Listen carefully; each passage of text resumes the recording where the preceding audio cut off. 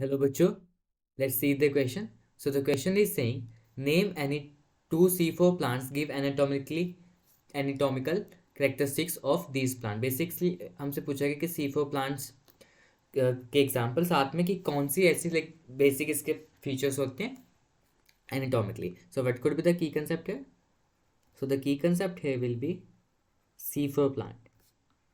C4 plant. अगर हम C4 plant की बात करें सबसे पहले इसके एग्जाम्पल की, तो एग्जाम्पल में क्या आ जाएगा? एग्जाम्पल में आ जाएंगे इसके sugar cane and maize. These are like the example of C4 plant.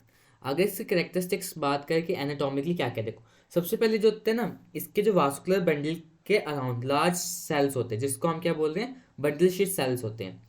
ये क्या कर देते हैं, ये सेवरल लेयर्स बना देते हैं किसके अराउंड, bundle vascular bundle के नाम. So we can write it as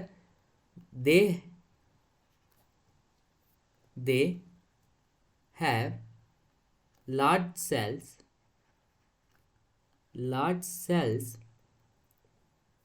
surrounding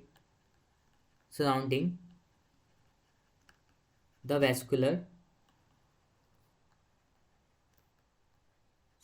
vascular bundle. और इन सेल को हम क्या बोलते हैं, हमारे बंडल शीथ सेल. बेसिकली क्या होता है, इसी हम इस ये लीफ में जो एनाटॉमिक दिखती है, इसी को हम बोलते हैं क्रैंस anatomy. So they have a special type of leaf anatomy, जिसको हम क्या बोलते हैं, क्रैंस एनाटॉमी बोलते हैं, क्रैंस anatomy.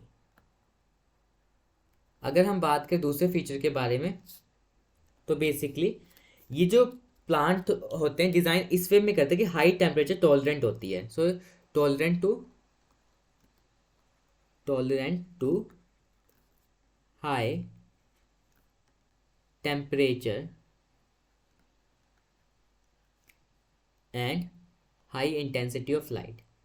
High intensity of light.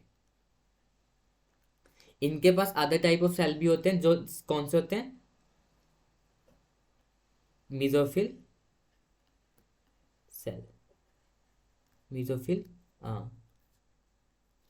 Cell.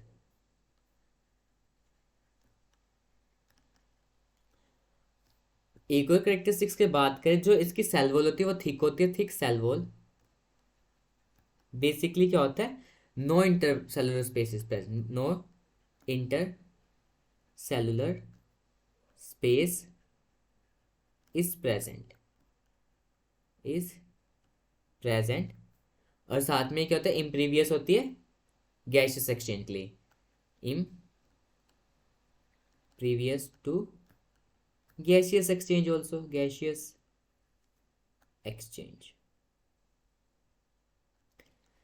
ये डिज़ाइन ही C4 प्लांट इस वजह से किया जाता है कि इसके अंदर फोटो रेस्पिरेशन मिनिमाइज हो सके. सो फोटो रेस्पिरेशन क्या होगी, बिल्कुल मिनिमम होगी. सबसे पूछा name the and two C4 plant, we have discuss sugar cane and maize. Anatomically Kranz anatomy होती है इनके पास, we have just discuss. Hope you understood that. Best of luck.